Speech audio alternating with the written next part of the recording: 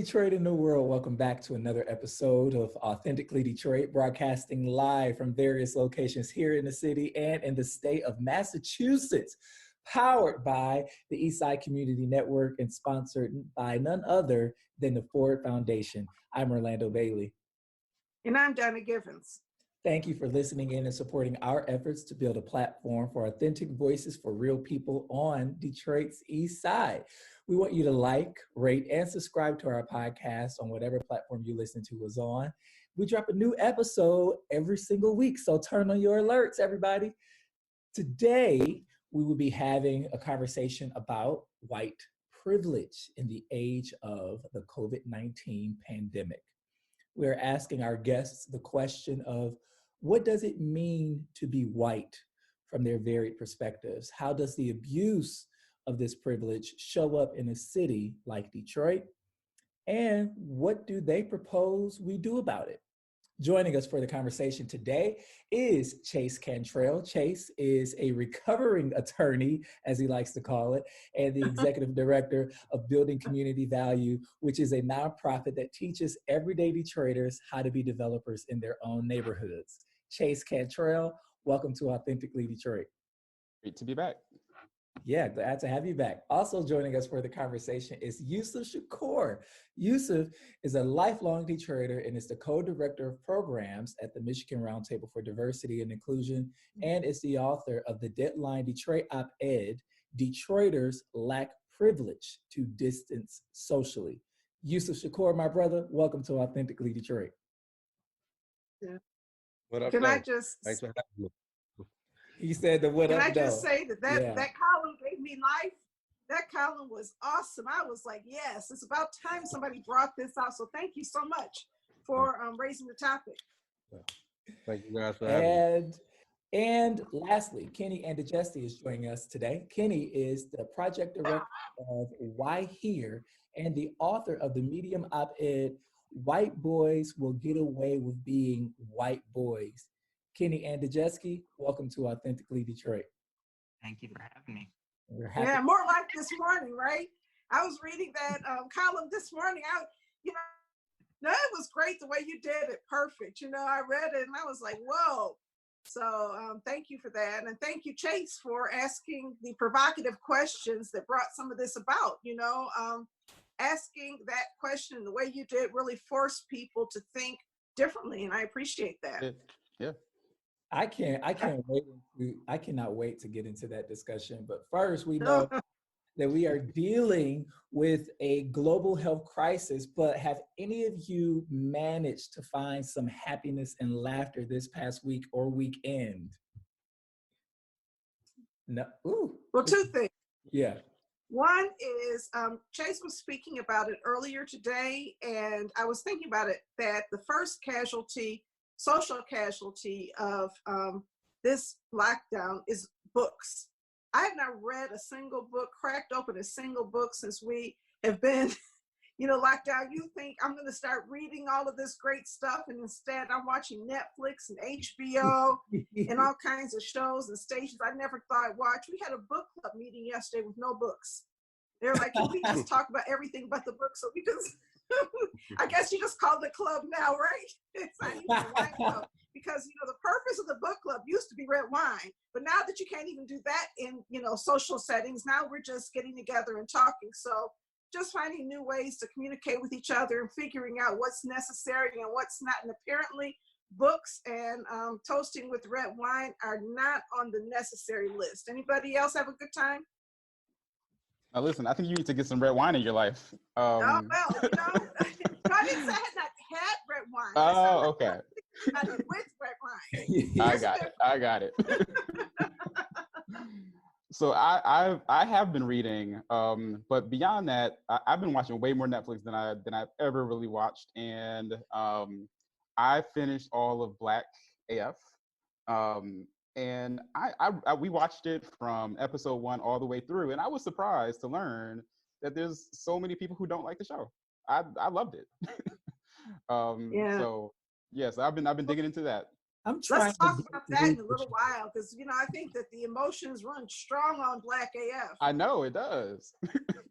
I'm trying to get through the show. You know, there's some, if we're gonna call it Black AF, then I want to see some Black AF things, and I'm not seeing it. Like I'm seeing kids curse around their parents. That's not a Black thing. We don't. I'm just trying to figure out what's so Black about it. But I'm only on episode number 2, so we'll see. We'll see. Give it time. Give it time. Yeah. I've been on Netflix. So I started and finished season 10, and it's my first season actually watching Married at First Sight. Have y'all heard or seen this social experiment? People meet for the first time. They meet. Oh, yes. Meet for the first time at the altar. And then they proceed on this 8-week married experiment. They go on the honeymoon, they move in together, and they begin to do life together. And after 8 weeks, they get to choose whether or not if they want to have a divorce or stay together. It's a real legally binding marriage. And, I guess Netflix and these social experiment shows fascinate me because first it was Love is Blind, which freaked me out completely. And then this Married at First Sight stuff. And so I sat all day Saturday, did nothing, and watched 16 episodes of Married at First Sight. And it was really interesting. So if you haven't, this isn't a plug, but if you need something interesting to watch, go to Netflix. They got all the juicy stuff. I find it interesting with all the dating shows and how we've entered like this new realm of dating where like there is no more normal or rules or norms that we have to figure it all out now as we're on like dating apps and trying to figure out how to date and not actually meet people. So I've been fascinated by that. I think something that gave me happiness was actually yesterday. I went my first day of quarantine without a Zoom call. So like day 43, I finally went without a Zoom call. And just like not having to focus on someone through a screen for the first time, I really appreciated that. How many people got Zoom fatigue on here? Like we just fatigued with Zoom. Like anybody Zoom tired? Yes. You know what? The thing about Zoom is you don't need travel time. You just travel from one meeting to another. You can sit there. One time I was sitting in place for like 6 hours, no lunch, nothing, but I had a headache.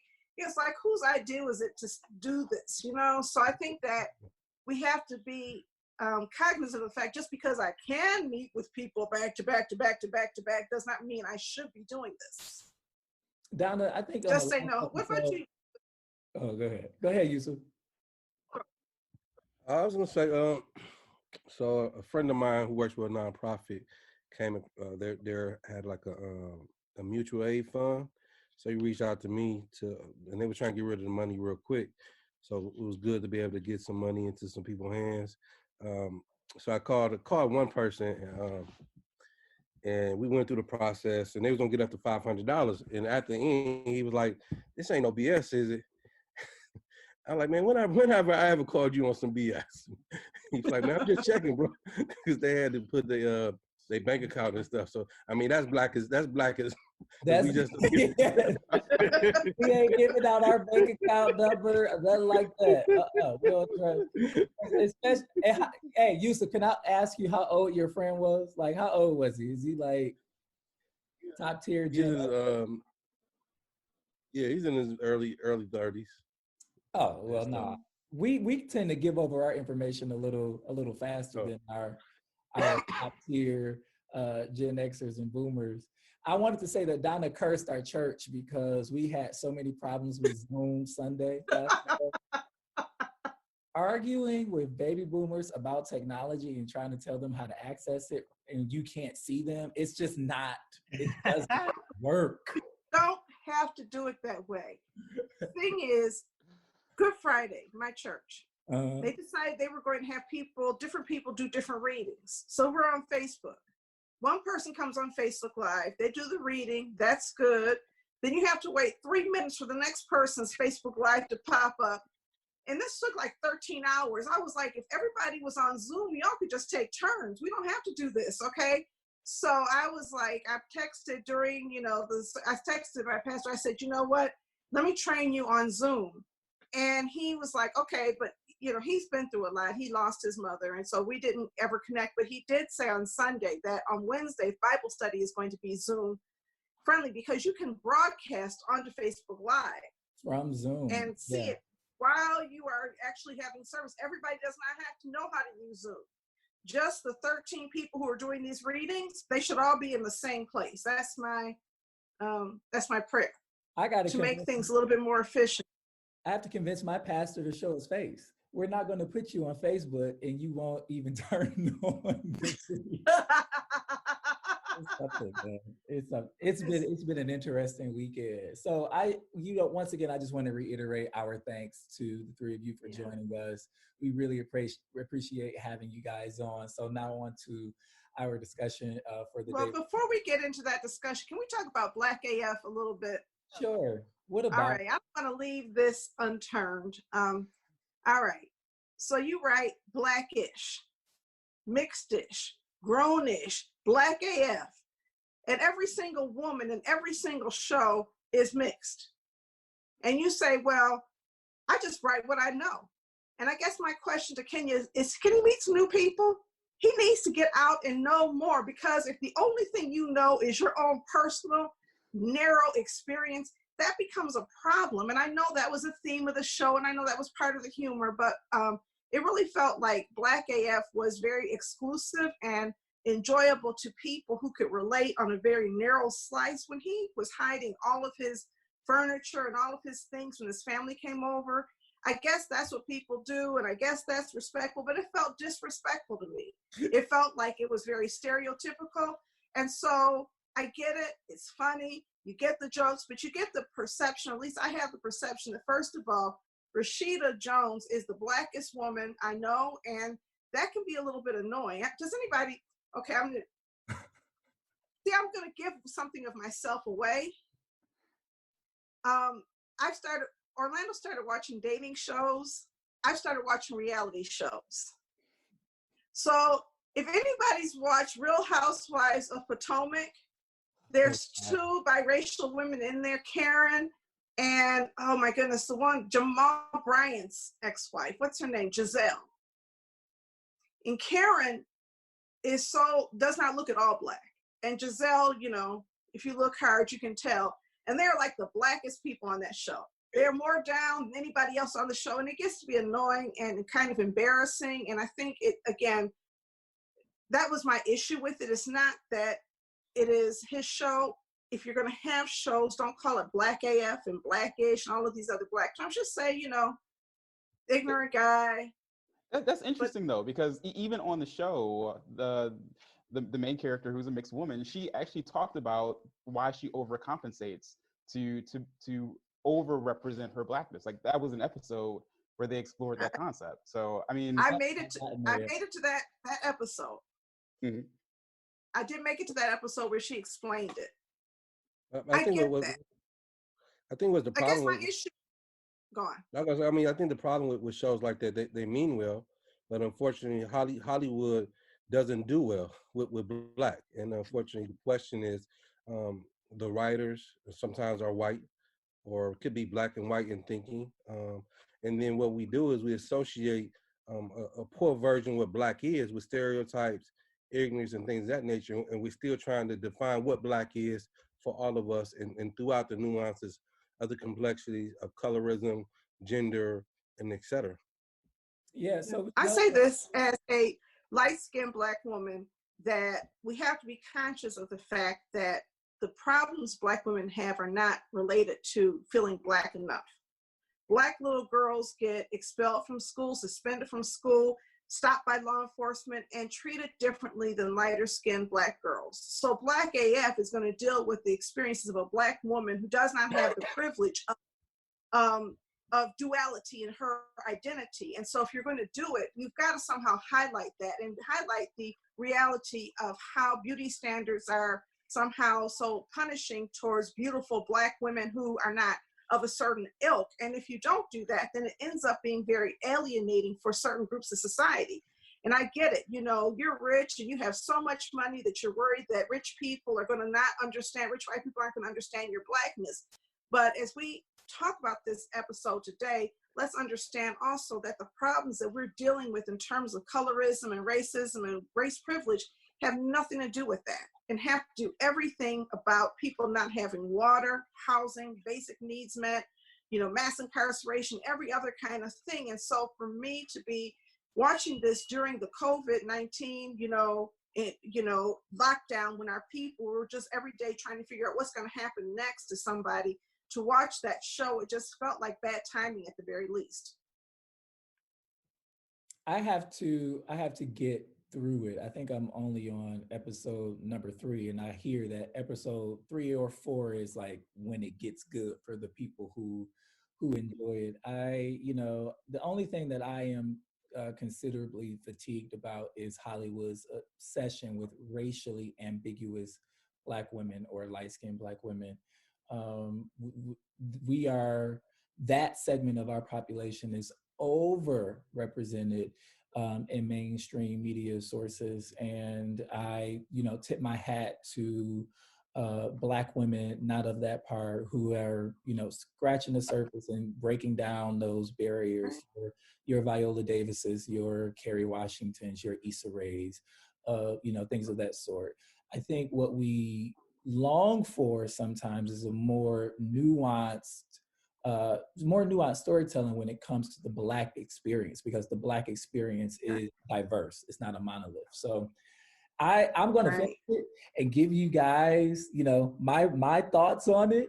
But just in the beginning, like, they doing stuff that Black AF people don't do. And that's just funny. Like, I can't get over these kids cussing in front of their parents. I'm just saying. We're talking about white privilege in the age of COVID-19, and how the abuse of said privilege shows up in a city as Black as Detroit. Chase, let's start with you. Lately, you've been posting poignant questions on your Facebook page about what it means to be white, while being very specific around who you want to answer your questions. So first, can you tell us what got you in that kind of headspace to even ask such a direct question, and then tell us about some of the answers you got? So it's interesting. So for me, this has been the year of whiteness. It started off with exploring whiteness through a symposium put on by an organization called Urban Consulate earlier this year, and I've gotten deeper and deeper into the subject matter ever since. But to Donna's earlier suggestion about books, I've been reading a lot of Baldwin in the past week or two, reading more Baldwin, watching interviews with Audre Lorde and Nikki Giovanni and Malcolm X, and it just came to a head one day where I was just like, inundated with thinking through these concepts and how they affect us here on the ground in Detroit. So I thought, having, 1,500 Facebook friends, some of whom are white, I was like, this is a fertile ground to be able to pose this question. How do white people think of race for themselves? Do they even think of whiteness? Do they understand how they move through the world? Do they understand how that affects Black people and other people of color? So I decided to post it last Thursday, making it very clear when I asked, what does it mean to be white, that I only expected white people to respond. And I could tell that Black friends really wanted to jump in, but people were very respectful and let my white Facebook friends just respond. And at first, some of the responses were what you would expect. Whiteness means privilege. Whiteness means being given the benefit of the doubt. Whiteness is something that allows people to move through the world without thinking of their race, or being able to opt in to thinking about racial identity. But then as it went on, there were over 50 comments. As it went on, people began to dig a little bit deeper to think through how is there a burden to whiteness? Is there being ignorant of their own history and ignorant of the culture that they've created, what that does to a people as they move through the world, and how that ends in brutality towards others. So it was a very fertile conversation. The next day, I posted to my Black friends and other people of color the same question: what does it mean to be white from their view? And interestingly enough, very, very similar responses. So I wouldn't say that there was a very stark dichotomy between the 2 days, but definitely went from somewhat superficial responses to more in-depth personal responses about struggling through understanding race and really what to do with it once you get that consciousness. A lot of white friends were saying, once they understood their own history and once they understood the effect that it was having on Black people around them, then they began to struggle with what that meant. What action did they need to take? What happened next? And I see that in a lot of folks who are struggling with the concept. And I don't know that enough white people are posing the question to themselves and talking about it amongst themselves. And also in Black circles, I mean, we talk about whiteness all the time because it affects us very personally. In a very brutal, violent way, right? Like we are even in this moment surrounded by Black death throughout the U.S. And thinking about the systems and institutions that have been created to put our people in this place is fundamentally a question about how whiteness moves through the world. So that's really what was the impetus for me posing the question. Chase, can you talk a little bit more about what was just said around this notion of a burden being attached to whiteness? That sort of stuck out to me. What came of that? So the burden and the struggle is, what do you do with the consciousness? I think Kenny will touch on this a little bit more in speaking about his blog post. But once you, as a white person, understand your own privilege, how do you then begin to leverage it to do something, in their air quotes here, to do something right and to right the wrong that's been caused by the system?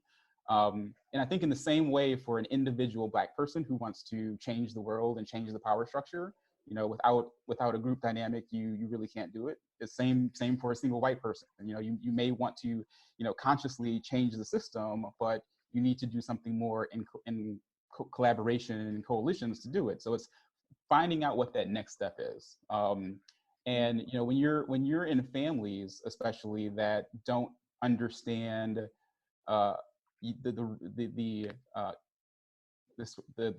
race dynamics that you're beginning to understand as a white person, and you begin to push back against your own family and friends, there's also a social dynamic that you have to deal with there.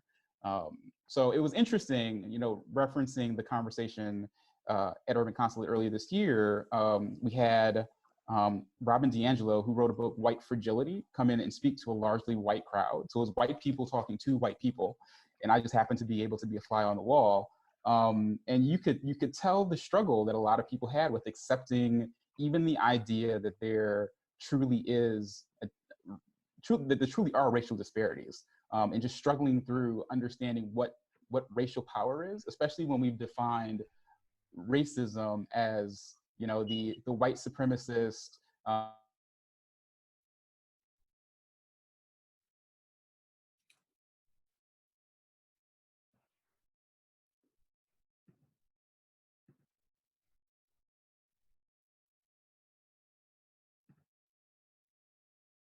So as we move to Kenny, I have a question about that because I read about that a lot, and I did read White Fragility, and I thought it was an outstanding book. But it's hard for me to imagine white people moving in this world without having a sense of racial superiority. I think that because it's there, and I think that what it feels like to me is, when people say this is the greatest nation in the world, and this kind of false belief that only great things happen in the United States among white people here. But it seems to me as though the real dichotomy sometimes is that white people don't necessarily understand that the privileges they enjoy are unearned or unjust. But I do think that people do have a sense of having more privilege. They just think they deserve it. Is that a fair statement, Kenny? I think it does come down to that awareness component before that analysis even occurs. I think that was a big turning point in my life where I was actually able to become more self-aware and ask myself those questions. And there's a timeline, there are significant experiences that I've had where I was like, that was a moment where I had like an awakening or awareness. That was a moment where I started to understand context. And to Chase's point actually about the burden. There was an interesting, this is anecdotal, this really popped in my head, but after I think my second year of living in Detroit, I was back home for Christmas, and I was actually in that same kitchen where I had that conversation with my uncle and my dad in that blog post. And I had an aunt, like a liberal minded aunt, sit me down and be like, you have to stop being mean to white people because they won't like you anymore. And I was like, how did we get to this paradigm where I'm like trying to advocate for change now that I'm aware of it, but somehow I'm alienating myself from the side I'm trying to affect change to. And yeah. So Kenny, it's interesting. It was Chase's Facebook post that prompted you to write your op-ed in Medium detailing how you've been a recipient time and time again of white privilege. You cite specific instances within this op-ed in a really compelling way around how it has worked for you. Can you talk about once residing in the blackest city in America, while yet having a lifetime full of being able to benefit from this privilege? Yeah, I was reflecting on that a lot today when in preparation for being on the podcast, and I think what's really interesting about, well, first I want to say, like, I really appreciate Chase posting that status, because I know when Chase posts things like that, it's honestly, it's opening it up. It's encouraging people to engage. It's not some kind of loaded question. It's not a trap. It's really like, let's cultivate this space where people can become more visible and share their perspectives so that we can better understand one another. So I just want to acknowledge that. I think I had my epiphany on my third day living in Detroit. Context on what brought me to Detroit. I moved there in the middle of the bankruptcy to be a Challenge Detroit fellow. And on our third day, we were at Ford Field in like a large conference room, and Charlie Beckham was talking to us about the neighborhoods, and he mentioned that Detroit was 85% Black, and that was the first time that I had learned that. So it was one of those moments where I had to like sit back and be like, oh, this is a context that I've just stepped into and I was unaware of it. And it's really interesting because in that third day, I realized like my privileges were front and center, where I had been given this access without earning it. Very much like sitting in Ford Field, meeting Tom Luand, like getting this access to the city. And then on the other side of things, like I had such an ignorance coming into the context of Detroit, and I was like awarded for that with membership in this fellowship. I think those were two of the biggest things that stuck out to me in those first few days. And then I even think moving on from there, like there's I knew I was going to bring this up and I didn't want to be emotional about it, but like there was an experience working with Marlo, my third month in the city. And he was a project liaison for a project with Challenge Detroit and the Lions. And he was one of the first people to like acknowledge, I'm jumbled around right now, but he was one of the first people to acknowledge both the privilege I had in showing up, but also acknowledge in the way that I did show up was I didn't expect to get so reflective. Sorry. No, we get it. We understand. Yeah. I'll take a step back. So when I had shown up to Detroit, it was about a year after I had been charged with that felony. And like that, that kind of realization of my privilege started to come full circle. And so when I showed up to Detroit, on one side, I did have this immense privilege of like being this college educated white kid from suburban Chicago that was in this fellowship where I was supposed to come to the city and consult with nonprofits and social enterprises and meet people who had been working in this community for decades. And in a month, I'm supposed to come to them with like some kind of recommendation on how to solve all their problems. So that was like my first month in the city, and such immense privilege. And a majority of us in that fellowship, especially in the early years, I know Challenge Detroit's gotten better in terms of equity, at least perceivably from the outside looking in. We're a bunch of like college educated white kids from the suburbs of Detroit or from all over the country. Like there was diversity, but it wasn't comparative to the city itself. But we were given this entitlement of thinking we can solve problems in the city and given this title of consultants and learning design thinking frameworks. But it was Lauren Hood, who was a person I could sit down with and like actually ask questions about the city.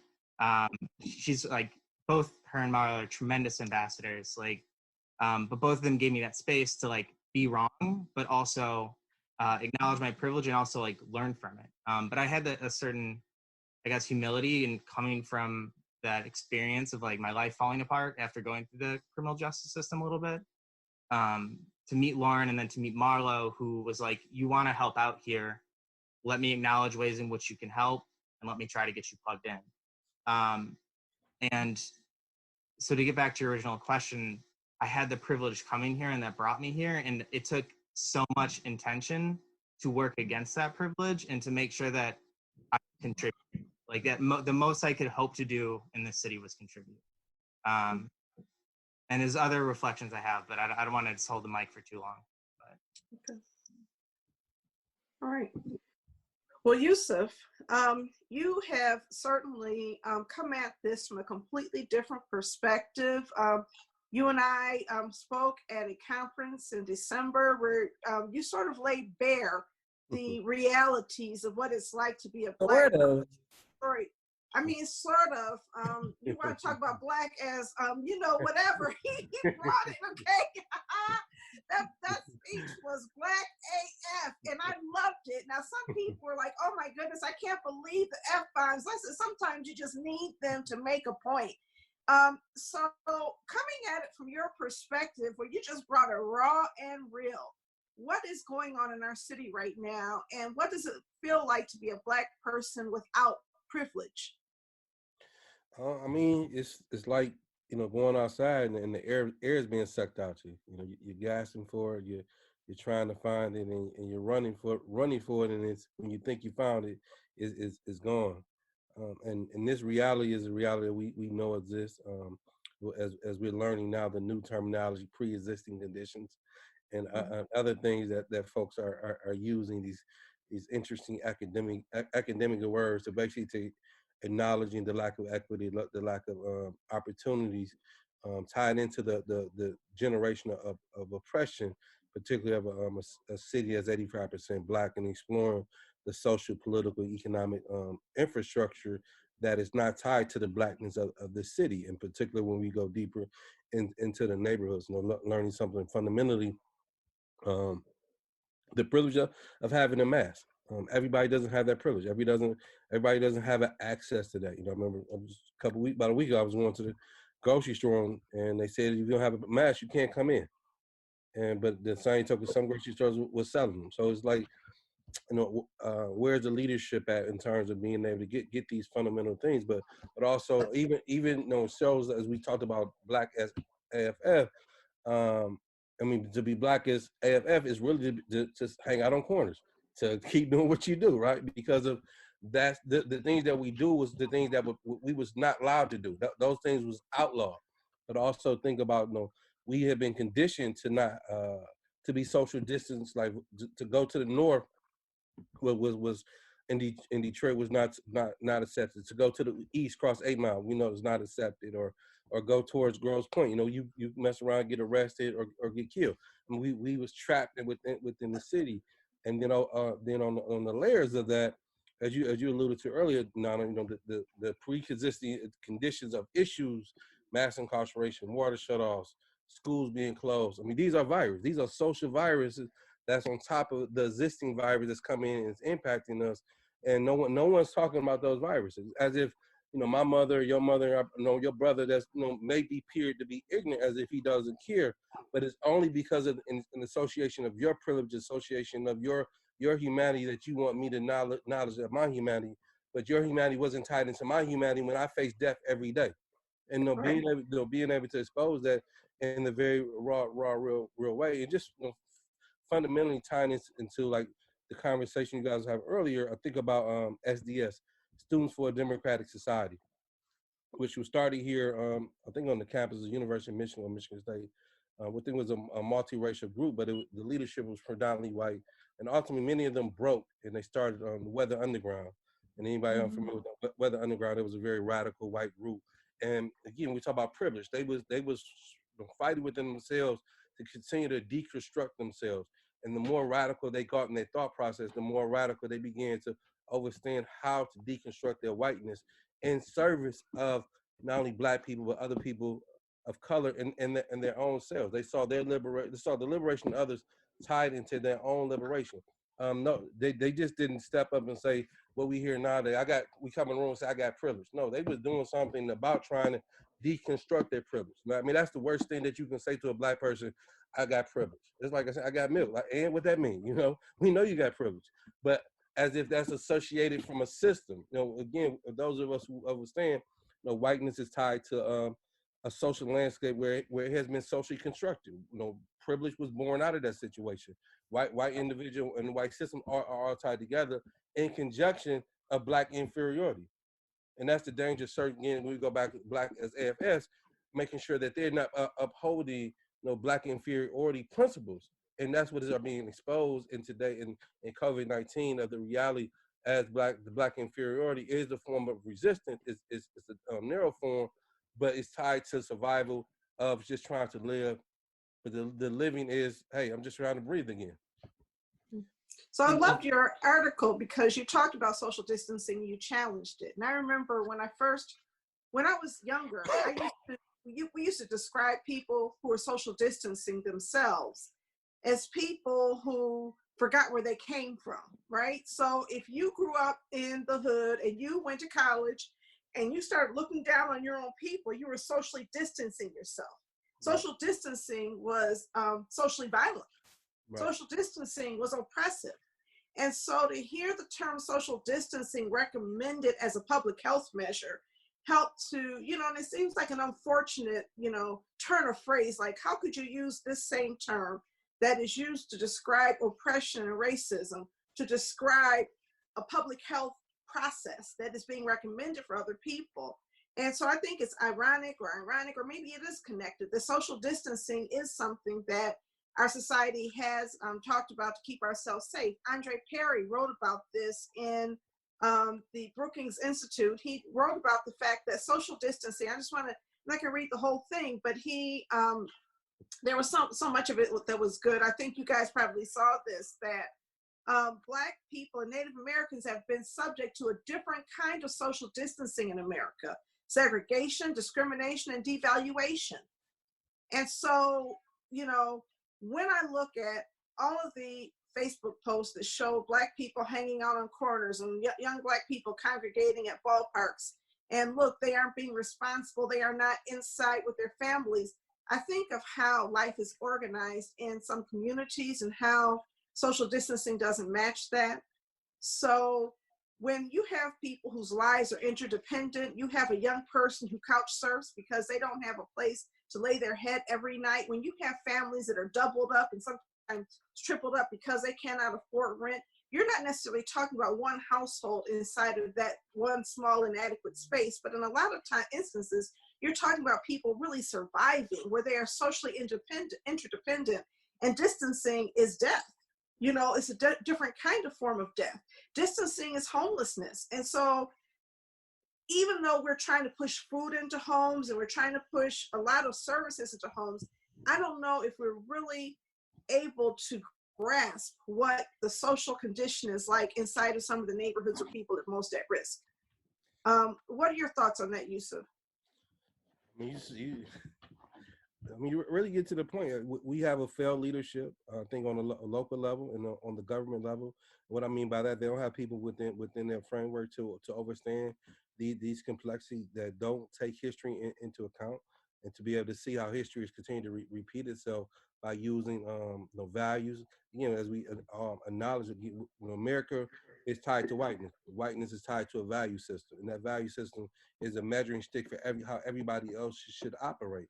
And fundamentally, we know that the narrative for Detroit was It's on the comeback. It's blah, blah, blah. What COVID-19 did was saying, okay, poverty, because of poverty and because of these other inequities have increased the population of Black people who are being subjected to COVID-19, which killed the narrative of we made a comeback. But again, if we have people who are in the cabinets of these institutions who are willing to tell it like it is, and sometimes telling like it is just telling the honest God truth and being able to organize around that, and you won't be looking as failed leadership. Okay, But so that's the yeah. Go ahead. But that's the trick, though. Like there's the idea that if we had the right leadership that understood the truth about the system, then that they would want to change the system. That's not the case, though. Leaders want to perpetuate the system that we already have in order to maintain the power that they have within that system, within that structure. Right before this call started, I saw on Facebook. So I subscribe to Crane's Detroit Business. And I have it marked as see first on Facebook. So when I sign into Facebook, the first article is subscription. You privileged. Listen, I'm privileged. I got the privilege, right? But Blackish. Right.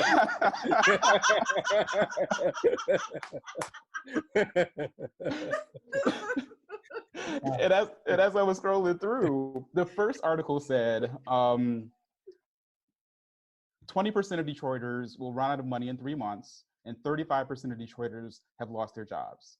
That was the first article.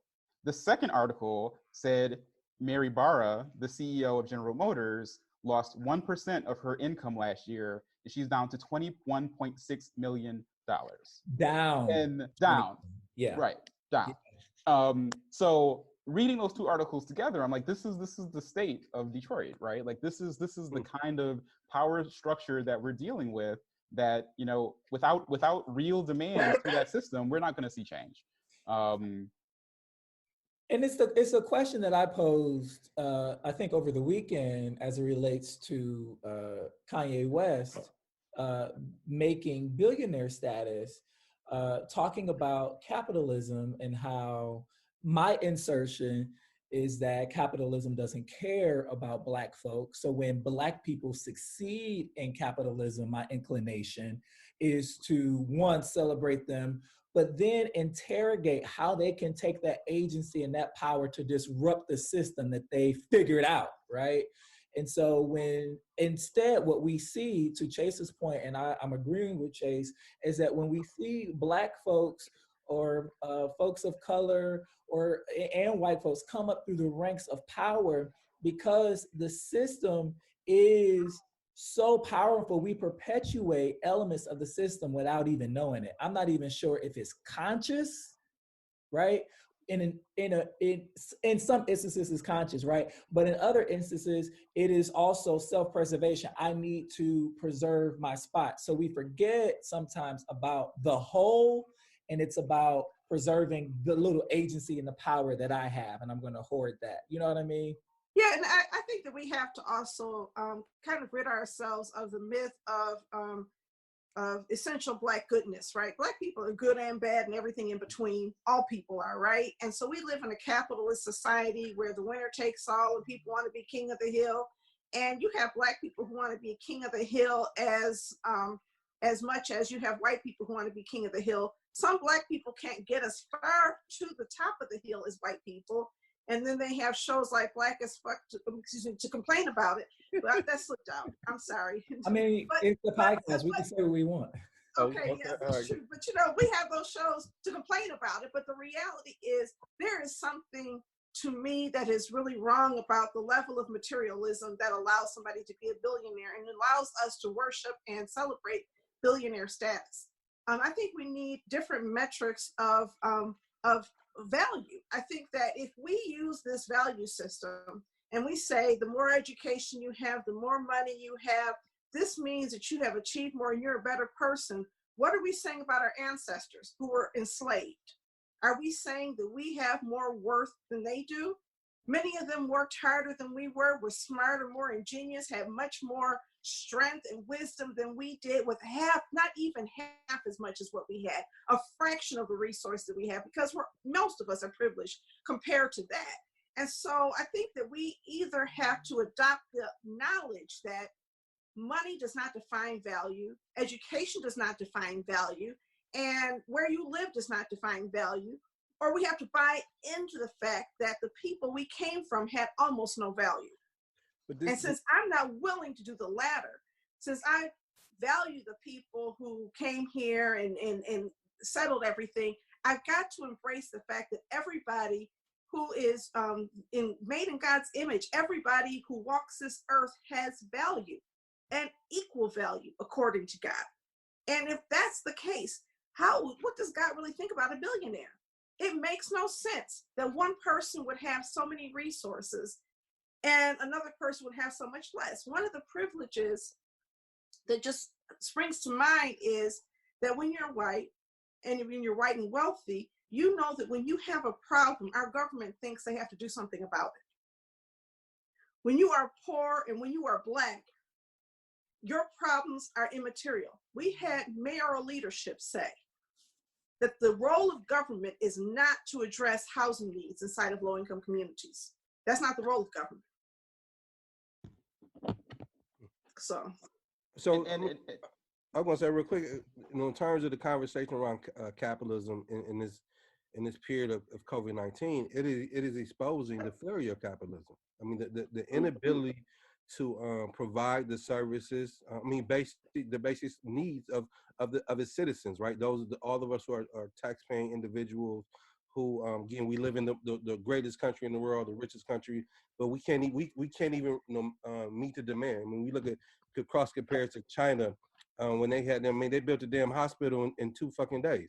I mean, we're barely, we're scrambling just to deal with the dynamics. And then we look at the pressure that was put on Whitner to begin to explore, open up the economy a lot earlier than latter. Who does that benefit? I mean, again, we're acknowledging, folks who have lost their jobs, et cetera, et cetera. We know Black and poor folks that we're going to take 5-6 years to recover, or if not longer.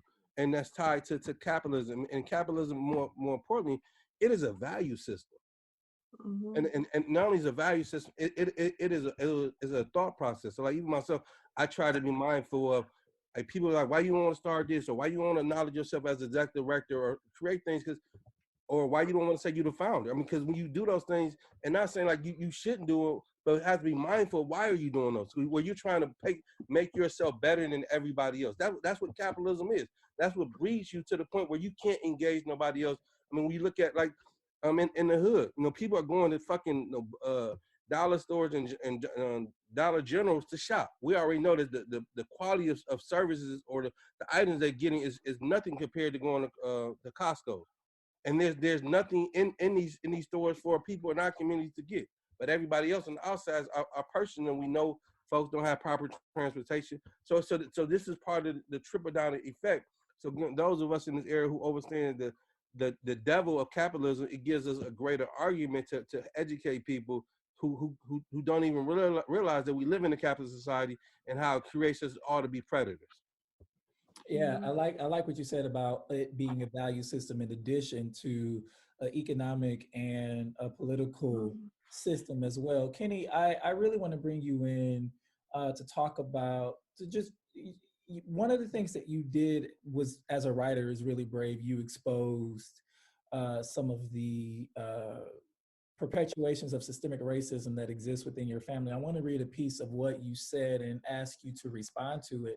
In the Medium article, you said, when my father began his character assault on those teenagers, I was taken aback and caught in disbelief, not because of the same exhaustive talking points that had been in circulation for years, but because of the logic that had confidently brought my father to these conclusions. According to him, the deaths of Laquan McDonald, Mike Brown, and Trayvon Martin were justified because of the poor decisions and mistakes they had previously made as young men. I stood across from my dad as someone who, by that justification, deserved to die at the hands of police officers long ago. How does your dad reach a conclusion like that around Black teenagers whom he does not know and not see you in the same light? Yeah. it honestly goes back to the points that Chase was making earlier, where like there's an awareness and a lack of awareness. And I don't think anything in my dad's 60 years of life has forced him to challenge his assumptions or to challenge what he's received and learned and acknowledged as truth. And I don't think he's not able to acknowledge me as the other. He doesn't have that persona built up around me. And I think there's, this double standard that we place around like the mistakes that I made, the mistakes or the bad decisions that I made growing up were like learning opportunities. And then likewise for, those three young men whose lives were cut too short, like those were like their burden to carry. Those were the decisions that they made that they now need to be held accountable for. And that's like the racist structures that uphold that double standard. And I don't think he's ever had to challenge that. And I don't think like there has to be the unraveling of that 50 to 60 years of reinforcement for him to even get close to even thinking of me in that light. I don't think he's capable of it. Can I just throw some? Go on, Chase. I just want to piggyback really quickly on the unraveling part, because Orlando and I talked about this the other day. The way in which Black people also sort of absorb the thoughts of the system in which we were in which we live. There are Black people who think in the same responsibility frame that some white people do, and would say the same thing about Black action seen from that frame, that Black people need to be more responsibility, that Black people need to do more, that Black people shouldn't have done X, Y, Z, and they wouldn't have run into the problems that they did. So in the same way that, white people, all people of a certain generation, I think, right? Like thinking of my parents, aunts and uncles, who are in their 60s and 70s, there's a way of thinking about the world that needs to be challenged. But also in just general thinking of how we humanize Black people, even amongst Black people ourselves, how we humanize ourselves, and stop blaming ourselves so constantly for, things that occur because of the way the system was designed. Donna, you had a comment? I did. I want to reflect back to when President Obama became president, and he was the first president of the Harvard Law Review. He was obviously first Black president. I'm sorry, yeah, first Black president of the Harvard Law Review, and obviously intelligent, gracious, well-spoken Black man married to a brilliant Black woman. And his exceptionalism was very threatening to many white people. And so, I think people say it's unconscious, but I'm the student who went to a high school, Mercy High School in Detroit, and I scored too high on the ACT for my guidance counselor's comfort level. So she called me in and asked me if I cheated, because she said, you got one of the highest scores in this school. How did you do that? You don't have good grades. So did you cheat or were you lucky? And I said, option 3, I'm an underachiever. And she sneered at me. And so I got all A+ on everything ever since. That's how I got into U of M. So in some ways, I have to thank her for her racism, because I was not serious about life at that point till she made me mad. But, she knew that she believed that I was not as good as she was. And the students, my classmates who reported my score to her and complained about it, knew that they believed themselves to be better. So I don't know if I believe it's unconscious. I believe, again, that what's unconscious is the fact that it's not earned. Some people just really believe that they are better than you are. And that's their worldview. Men come into this world believing they're better than women, and they don't want to ever have that belief challenged by saying, wait a minute, here's a woman who could be president. And it goes against the grain for men who are indoctrinated into this ethic of male superiority. And I believe the same thing happens with white people, where there's white superiority, and it is reinforced by our institutions and by our culture. But I believe that it starts with an inherent belief about worth and value. And when you believe somebody is inherently worthwhile, then when they slip, you help them get back up. If they make mistakes, you help them correct those errors. if you believe that somebody has no inherent value, then when they slip, you knew they were no good to belong with, and they can never come back in the room with you, because now you know they're actually like the rest of them. So I think that we have to examine, I think, the sense of who value, what the inherent sense of value that some people assign to other people. So, And whether or not that value is earned or unearned, because I believe that probably white people who believe it's okay for their son or daughter to mess up and get a second chance, or to use heroin and get the state to rescue them, when a Black person does the same thing, I believe it has to do with that sense. one of the salient points that came up in the Facebook post was that, you know, for some, when they were growing up, so in the early years of development and understanding race in America, they didn't have a racial, they didn't understand their racial cultural identity. They identified themselves, and their parents identified their families as not being X. We're not white. We're not white. But we're not Black. You know, we're not Hispanic. You know, whatever we are, we're not that. And that need for superiority and differentiation is the way that the system self-perpetuates. Yeah, because I think that, you know, there's this normalization of whiteness. Normal people are white, Mm-hmm. and everybody who's not white is not normal. So I'm not gonna say. I mean, a lot of your points are brilliant, and when you understand, or when we understand the history or the tradition of being Black in America, those foundations that will push you is what helped shape us. You know, again, when we didn't have a formal education, we had a social education that our grandparents and our great grandparents compelled us to. It was a rule. It was a prerequisite how to go out and live, to function and to live in society, because again, we knew that certain discrimination and was waiting on us, and so our parents made sure that they armed us, they prepared us, and when that began to collapse, this is what we have now. And so again, in COVID-19, it gives us opportunity to relook at those dynamics. You know, particularly when other ethnic groups, and when they look at us, those are one of the things that they admire about, you know, Black folks, that we've consistently taken some ugly shit and made it beautiful, and they like trying to figure out how do you do that, you know. And that's just the magnificence of who we are. But also in the relationship to COVID-19 and in its larger side, they always changing the rules. They're always to fit white folks. I mean, you know, prior to COVID-19, the Black men wore masks. We was shocked. Everybody and their mama, you know, white people, they got masks on, right? But again, because we're not taking consideration of the racial dynamic in this country and not putting in the forefront, it's business as usual. But after COVID-19, niggas, you better not have your mask on no more. Yusef, I'm struck by something you said, and I thought it was really brilliant around the social education that happened within the Black community. You make the case in your Deadline article that social connection amongst Black people is needed for survival. Can you unpack that for us? Again, when you look at let's look at the 1900s. You know, coming out of slavery, and you know the formation of the Ku Klux Klan and the police and how they function, and we still have some of that in different formats today.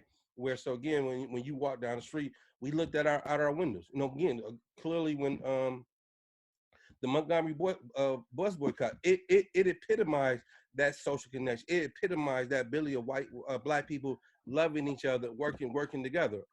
Fast forwarding in the 80s, going to my neighbor. Hey, my mama said, can we borrow some sugar? Hey, my mama said, can we borrow some rice?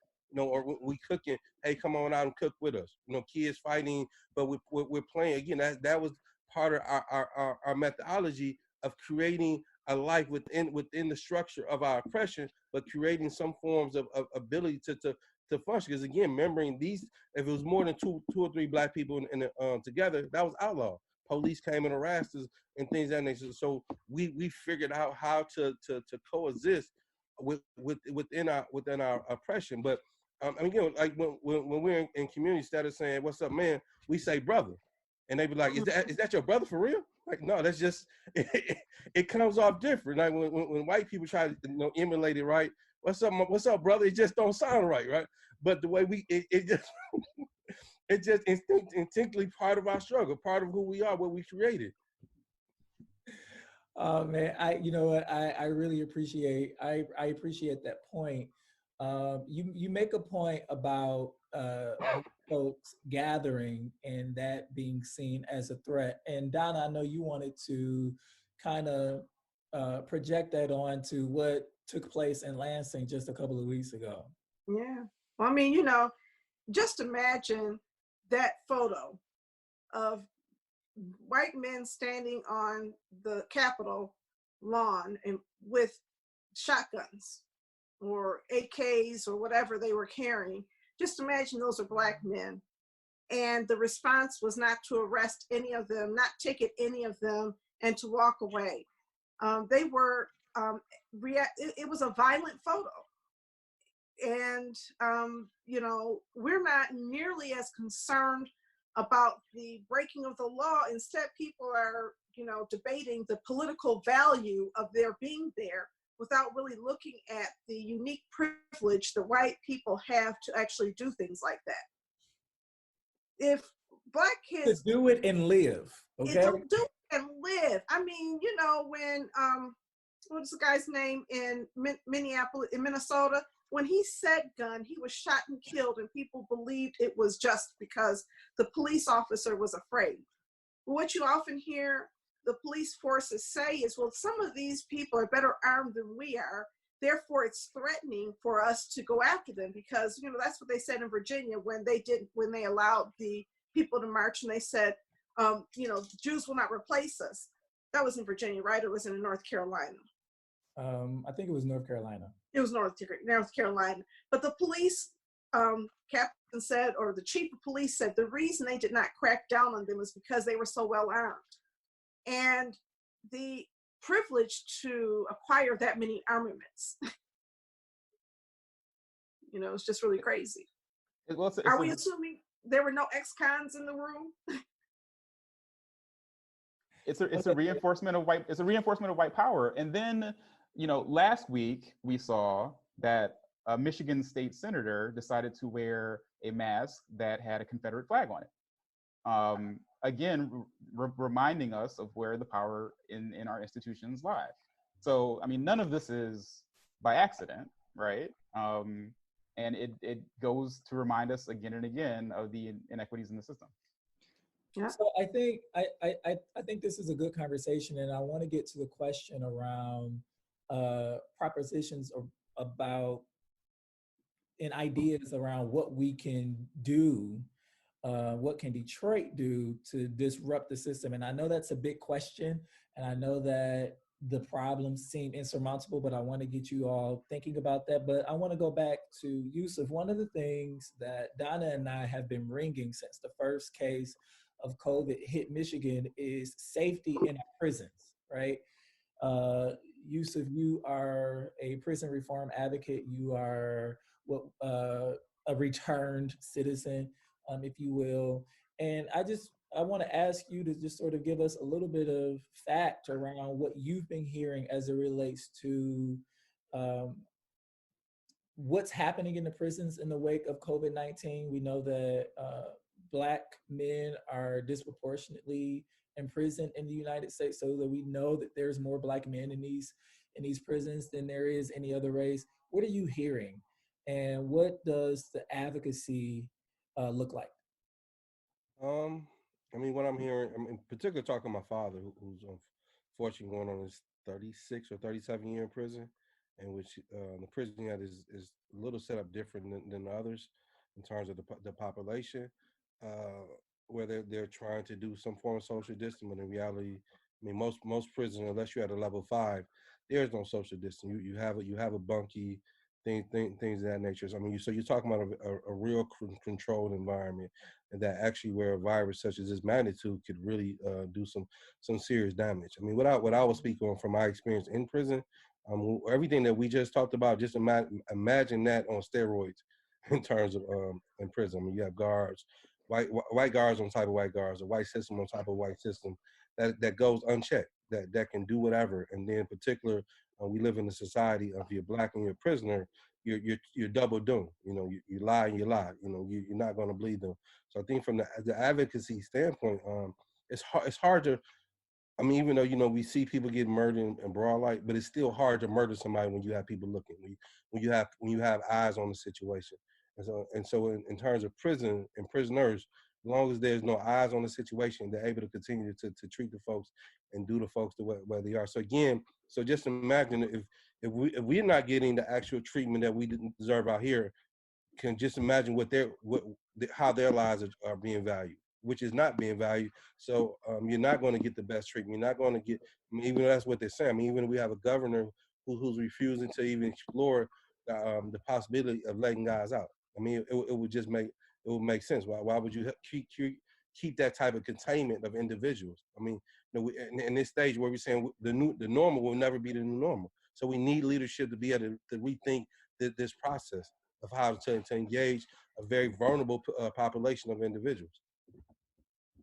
I appreciate you saying that, and I want to just, take this time to shine a light, right? I believe exposure calls for transparency and accountability. And as long as we're turning a blind eye to what is happening in the Michigan Department of Corrections, then these systematic inequities will continue to perpetuate, disproportionately harming our Black brothers and sisters who are also our loved ones. So I appreciate you saying that. We are going to be having a show that's going to dedicated to what's happening in the Michigan Department of Corrections. And Yusef, we want you to come back so that you can spend, the whole hour talking about it. Donna, did you have anything to add? No, I mean, I just think that when you look at the prison population, when you look at the actually COVID-19 population, the majority of people in Michigan who have been infected with COVID are not Black people. I think about 41%, the last I looked, were 44% were white, and the rest were race unknown, ethnicity unknown. We're not doing a very good job of tracing ethnics. But when you look at that, the question I have is, why is it seen as a Black disease? The same thing will go with the prison population. I don't know the makeup of the prison population in Michigan, but it is not 100% Black. Black people are grossly overrepresented, but it's not 100% Black. It just feels that when a system begins to look like it's a Black system, that the people who exist within that system all get treated in a negative way. And so I wonder how race is correlated with the indifference that we have towards people who we've thrown away and made invisible inside of these institutions. I'll share it real quick. I mean, in terms of the prison population, 50% of them are Black. In particular, in the state of Michigan, there are more black prisoners. So stating that, but always coming from this position, when you look at the numbers of Black people, I think we only make up between 12-15% of the U.S. population. So when you look at it from that position, even in terms of COVID, that is a low population of people. And then when you add on, with 40% of the people dying, or 50% of the people in prison, that magnifies those numbers because we're such a low ball in terms of our overall population. Yeah, I mean, I'm not at all dismissing the overrepresentation. I was just pointing out that there is a certain lack of humanity that is extended towards white people who are lumped in with Black people in certain situations. Yeah. The whiteness section, when you look at food stamps, where we're overrepresented, but we are not even in that instance the mathematical majority. It's just the way public policy is shaped when it seems like it's most of us. Even in Flint is not a 100% Black city. It might be 60% Black, but its perception as a Black city creates this public policy that means nobody is safe. And I just think that it's like anything that's Black becomes a target or perceived of as Black. That's an interesting point, and I want to bring in Kenny on this. Kenny, in the Medium article, you were arrested with a Black coworker, and that sort of was the turning point for you to sort of, switch your life around. Can you tell us what happened? Yeah, it was a really interesting experience in the fact that, like, we had gone out drinking that night. We both ended up drunk and lost on our way home to this YMCA camp that we were staying at for like a work retreat. He ended up at someone's back door, like thinking it was where we were staying, like knocking to be let in. And it was I think a petite Asian woman who answered the door. And it was 1 a.m, and she thought he was trying to break in for whatever, all the variables that came together to lead her to that conclusion. And the police were called at that point. And then they showed up, and he was drunk, and he was, why are the cops here?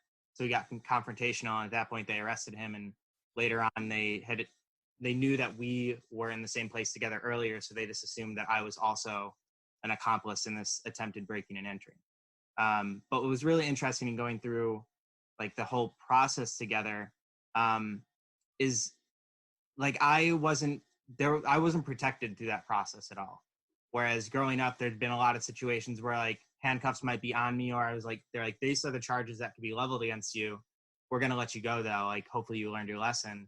This was a time that I actually had to go through the process and the system myself, and face the realities of it and have that experience. And I think there's a lot of things that led to that, but it definitely was that side by side and having to go on through that journey with a Black peer. So do you feel as though proximity exposed you to more risk and danger? I think there was proximity. I think it was the fact that we were both blackout drunk. I think it was the fact that it was rural Massachusetts, and it was also a month after the marathon bombings. And I mean, I think it was really rural police having a certain militant nature to them to be like, this is a threat to our community, and we're going to respond swiftly and directly. Where I think another thing that comes out for me and like hearing everyone speak, I think, is about like geographic supremacy almost, or like spatial supremacy. Where like growing up in the suburbs, like we in Chicago suburbs, like grew up with this understanding that I was better than people who lived in the city, people who lived on the west and the south side. And it was partially under a racial context, but it was also partially under like, we have better schools, we have working systems, we have all these things that, you know, are perpetuated. And I think on the other side of that, in this preservation of rural areas, it's like, we don't want people who aren't from here to be here. And I think in that experience, that's why the police were so quick to respond and to like jump to these conclusions that we were nefarious actors, that we were trying to cause crime or cause harm. Yeah. Know that we weren't given the benefit of the doubt as a result of going through that with my Black peer. We're going to have a whole nother show on suburban Blackness, but I do want to say that suburban Blackness is not a great protection for Black people. My kids graduated, my two youngest graduated from a suburban school, and that's a whole show. Just want to say that is an entire show. It might even be a series. Just having observed it, because it's more invisible there. And I think that sometimes when problems are invisible, there's no real remedy in sight. But I do appreciate you sharing that story. Orlando asked a really great question, and I want to kind of turn to that as we close, and that is, what do we do about it? Racism is real, it's structural, and it is really impacting us right now in the COVID-19 crisis. Number one, do you see any signs of improvement? And number two, what are your recommendations for how we begin addressing this in Detroit? We'll start with Chase. Yeah, because Chase has that smile, right? Those are big questions. Wow. So do I see any improvement?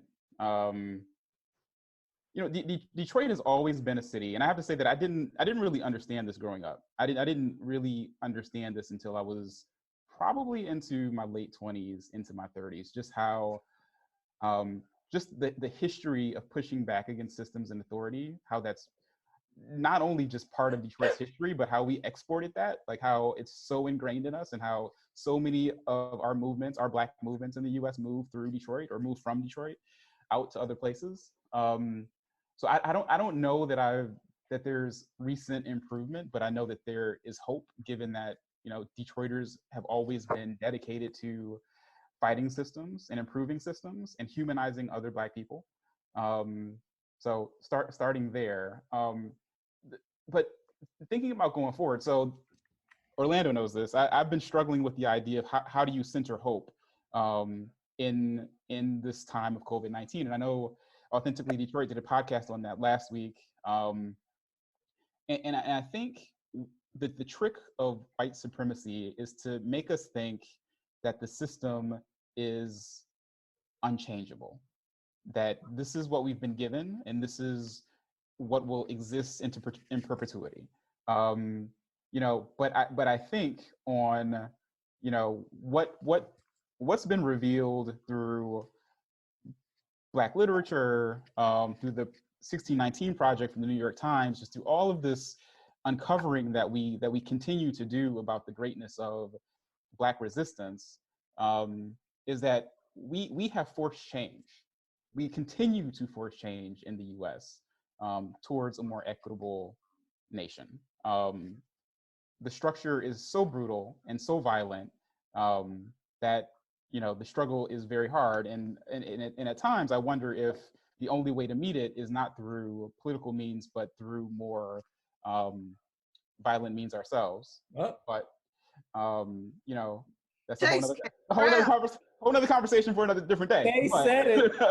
I did say it. Wow. I don't even know him. No, but I think that we need to start in, Kenny mentioned Lauren Hood earlier. Lauren Hood is someone who says this often, that we need to we need to help people we need to help other Black people uncover their power. The power is there, and if we ourselves are not using it, someone else is using it. We need to be in dialogue with each other more. And I know that Yusef does this well. I know that Don and Orlando do this well. Being in dialogue with other community members, not talking down to people, not teaching people, but really bringing them into processes and listening to their ideas for cultural change, cultural and systemic change. Like, that's the way, we begin to see things move in Detroit. And, I don't want us to forget our economic power. We saw at the beginning of the crisis where workers, essential workers in grocery stores and delivery services decided to walk off the job, to go on strike and say, we will not work until we get masks, until we get hand sanitizer, until we get protocols that keep us safe. And what did those corporations do? They responded in kind to, in fact, implement those policies. We have power in where we work if we decide to work. We have power in where we spend our money if we decide to spend our money in certain places. If Black people decided not to spend capital, that would shut this nation down. So it's understanding how we localize our power and in dialogue with each other implement those strategies. Thank you. Thank you, Chase. Yusef? I would just take some of the things that Chase said and break it down in terms of, you guys see part of my library behind me? Read, and read. Study and struggle. If we're not studying and struggle, we cannot transform ourselves. We cannot transform the values of who we are. And I think within the context of, we're talking about Black folks and Black Detroiters, there's always been this collision between lower class Blacks and upper class Blacks. You said it. Yeah, damn right I said it. Have-nots against the have. I mean, there's this ideological struggle around who's going to lead us. And sometimes we act like that's bad. I mean, many of the Black folks that works with Doug, and some of us, we hang out with them, right? We have drinks with them, but when we live, like, God damn, why did you work with him, right? And that's something we struggle with, right? But how do we create, so to Chase's point, build political power by building on our own political organization. And that's part of that deep Black inferiority that's in all of us. Wondering why, why we're not doing this, but also, again, like, it's not Yusef's job just to organize in the hood. It's not Orlando's job just to talk. I mean, we have to be diverse enough where we're sharing responsibilities, but also creating a space to just be ourselves. Like, I mean, part of, many of us who watch Queen of Slim, when Slim was like, man, why we always got to talk about Black exceptions? Why I just can't be regular? I mean, because Black is such a personal thing. And how do we tone it down in the sense of just being human and being Black too? And that's the thing that I'm trying to learn. Like, I'm for Black liberation all day. I'm for the ability, if we have to get into armed struggle, all those things, But I want to be able to be at home too. I don't want to always have to be on the front line. So how do we create those different opportunities for all of us to love each other, but also, loving and supporting, Black women, Black gays, Black men, Black children. I mean, we have to confront all those contradictions to lead us where we want to be. Thank you. You're welcome. Thank you. I want to ask you though, before we ask Kenny this question, how many times did you watch Queen and Slim? Because I stopped counting. Do you have like a counter? I think I've seen it about 6-7 times. All right. He loved that movie, guys. Yeah, right. Kenny, yeah. Your thoughts? Yeah, so for me, I ended up leaving Detroit in mid 2016.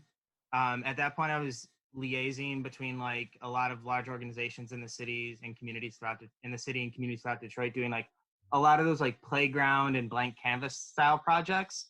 It didn't feel right. And I also realized that I was taking up space that could be occupied by someone who was from Detroit, who planned on living in Detroit forever, who like was more representative, like who was Black. And so when I left, there's another example of seeing like the city's leadership mobilize in a way I hadn't seen before towards the Amazon bid. And it was just like a lot of these like pipe dreams and this disillusionment around how to fix a city. And then alongside that, like the fact that the second the city came out of bankruptcy, there was this talk about the revitalization and the comeback and all these things. And there was an ineffectiveness and inability to address the structural issues. And now that's where we're at in this COVID era, where like the sexiness and the comeback is stripped away. And these structural issues that have been here the whole time that people have been standing up to raise awareness about and to like look at the lives we have to live, especially outside of the focal areas where you have like the white suburbanites coming in and starting their restaurants every other week. Like I've seen all of that come to a head at this point, where it's back to Detroit as it is, and these structural issues that haven't been addressed that need to be addressed if it's gonna move forward. And I think the biggest thing for me and like the vision is like, honestly, as an outsider, I would love to see Detroit have Black leadership that isn't undermined, that is effectively resourced, that like can just have an honest chance at leading itself and its community. Because I think one of the biggest disconnects is like, I didn't have a vested interest in the city when I was there working. Like I was trying to help out. I wanted the best for everyone. I would try to listen effectively and contribute, but like my family isn't from there. I don't have those core attachments. I don't have a high school that I associate with. I'm not East Side, I'm not West Side. I don't have those commitments or entanglements. So outcomes don't like affect me in that way.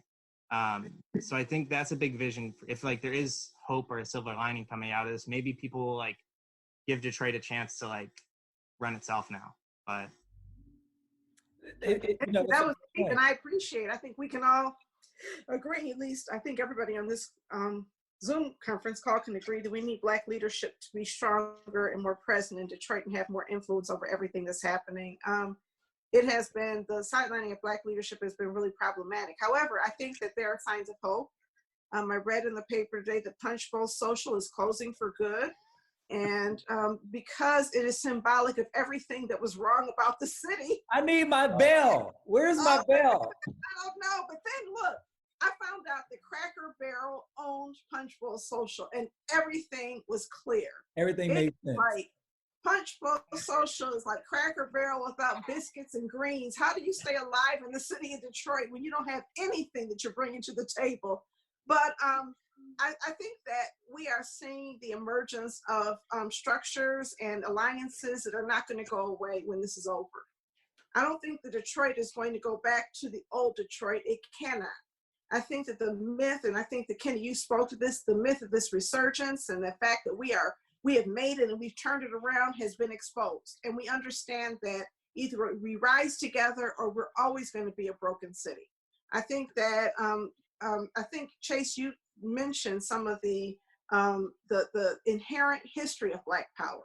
That was, my people are from Detroit from 1919. We heard about it growing up, and I'm conscious of that all of the time. But I think that as we look moving forward, there was a period of time where Black power was undermined, and we've got to be honest about that. And partly it was undermined because some of us became interested in power ourselves. And we decided to sacrifice others of us because it took us to a place that made us wealthier, that made us more popular. And, there was a period of time where you spoke out and you said things like this, and you'd be branded a troublemaker. And when I say you, I mean me, right? I'm a troublemaker. So now you're afraid. If I really say what's on my mind, will I lose funding? If I really say what's on my mind, will I stop being invited to this party or whatever it is? And so it takes courage to stand up. At this point, the funding is all changing. All of the existing political structures are changing. And I think I'm seeing more people willing to embrace the kind of courage that it needs to stand and walk alongside Monica Lewis Patrick when she's talking about shutting the water on, when to walk beside the people like Bernadette Atuene, is that her last name, Atuene? Yeah. Yes, okay. Right. Dr. Atuene, when she talks about illegal tax foreclosures, for us to walk beside those people who talk about bringing home people who are in prison and why are we mass incarcerating people and ending this whole cash bail system that is racially and economically discriminatory. So I think that I'm going to see more things. The one most exciting thing about this is that Bernie Sanders ran for president twice. And he ran on this concept initially of $15 a day. Remember that, everybody, $15 an hour rather, minimum wage. And people said, oh, that's impossible. That is absolutely impossible that you're going to pay people that much money. Where is it going to come from? Why should a fast food worker get paid that much? They need to go to college or whatever, learn a job skill. And we're now in an era where not only are we willing to pay people $15 an hour, but we're willing to pay them that in unemployment. So just imagine, how are you going to get people to work for $10 an hour when their unemployment paid them $15 an hour plus whatever unemployment they'd already earned? We've turned a corner. We understand the value of Medicare for all. We understand the value even of a free college education. How many parents have paid into universities that charge them full tuition and are not giving any of that money back, even though they may not have college on campus next year? So I think that our thinking has changed. That concept that we have to change our thinking and we have to become more courageous, we're already here. And I'm excited about that. And, the only thing that I would add to it is let's not forget when said pandemic is over. There was an article, I think it was either in Medium or in the Atlantic, that said that, narrative after this will try to gaslight us into believing that this never happened. This happened. We did figure out a way to turn people's water back on because it was a public health hazard. We did figure out a way to keep people in their homes while their homes were being illegally overassessed. We did find a way to pay people what a livable wage. And so don't believe the hype when it's over that this wasn't possible or that this didn't happen. I want to thank you guys so much for coming on. If you have topics that you want discussed on Authentically Detroit, you can hit us up on Facebook, Twitter, and Instagram at Authentically Detroit, or you can email us at authenticallydetroit@gmail.com. Donna, you have an announcement. Eastside Community Network is having. Yes. Yeah. I'm sorry. We're having our annual meeting on Thursday. And on Thursday, we're going to have addressing us. We're going to start out with ECM business, where we're going to, talk about board elections and all that cool stuff that people do in annual meetings, and let you know everything we did last year. But we're going to then, in our second hour, Dr. Abdul El Sayed is going to address us, talking about politics and health equity. And we're also going to be joined by the Honorable Reverend Dr. Joanne Watson, who is going to bring the fire and wake up Detroit like she's been doing for as long as I can remember. And close it out with State Senator Stephanie Chang, who's going to be talking about the legal aspects of all of this. So please join us. It's going to be on Facebook Live, and we'll also have a Zoom invitation that will go out. That's limited to 100 people. So the first 100 people who sign in get to be part of the actual dialogue, and everybody else can watch us on Facebook Live. Yeah, so be sure to like the Eastside Community Network on Facebook and Authentically Detroit on Facebook so that you can get the notification once it goes live. Shout out to Tom Wilson for Life well-lived Northwest Detroiter who you saw at all the community meetings, who called in to Detroit Today with Stephen Henderson every single day almost, offering just an amazing, insightful, and optimistic viewpoint for the betterment of our city. We want to speak the name of Mother Willie Mae Sheard. She has been the First Lady of Bailey Cathedral, aside from her husband, Bishop John H. Sheard, for years, and she's been a leader in the Church of God in Christ faith. She has passed away due to COVID-19 complications. We also want to shout out Bishop P.A. Brooks and his congregation. Bishop P.A. Brooks is no longer with us because of COVID-19 complications. We want to speak the name of Skylar Herbert, who was Detroit's and Michigan's first child to have succumbed to the COVID-19 pandemic. And we are sending good vibes and prayers to her family who remain on the front lines in various city departments. Shout out to DJ Mike Huckabee, a beloved DJ here in the city of Detroit. Clinda, go ahead, Donna. Shout out to Clyda Ellison, who was like a second mother to me growing up. She was a social worker who was 83 years old at death, and she was still working in the Wayne County Juvenile Courts as a social worker. She became a social worker in her 50s when her husband had a major stroke, and she had to support her family. So she went back to work, went back to school, got her social work degree, and worked in the next 30 years into her 80s. And she actually passed away from COVID disease. Her sons include my pastor, Brian Ellison, Minnesota Attorney General Keith Ellison. She has 3 other sons. One is a doctor and 2 other are attorneys. And so what a Black woman, an amazing Black woman who raised 5 outstanding sons and also was a great friend to our family and worked until her death, taking care of young people in the community. We want to shout out to Wayne County Sheriff, Commander, and radio personality, Donna Frey Collins. I hope I said that correctly. Donna Frey, okay. Detroit champion, consultant, and our friend, somebody who we knew forever and we honored earlier, Marlo Stoudemire. We love you, Marlo. We love you, Valencia and family. We want to shout out Deborah Gatewood, who was a Beaumont staffer and was turned away 4 times from testing. She was taking care of other people. And you want to talk about race equity. She couldn't even get tested. And here she was working to take care of other people. We want to shout out Brenda Perryman, who was an icon in this community, a teacher, a talk show host, somebody who just gave and poured into everybody. Dr. Anthony Shipley, who founded Chandler Park Academy. Paul Wyndham, the girls track coach at Girls High School, who not only was the track coach and my son was there, but also coached my niece and several of my children's friends.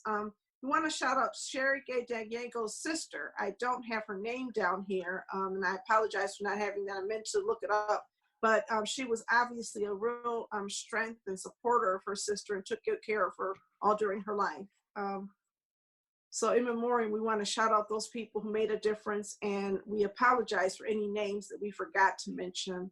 It's something that we will continue to do as this pandemic persists here in the city of Detroit. Yeah. So thank you to Yusef, thank you to Chase, thank you to Kenny for joining us today.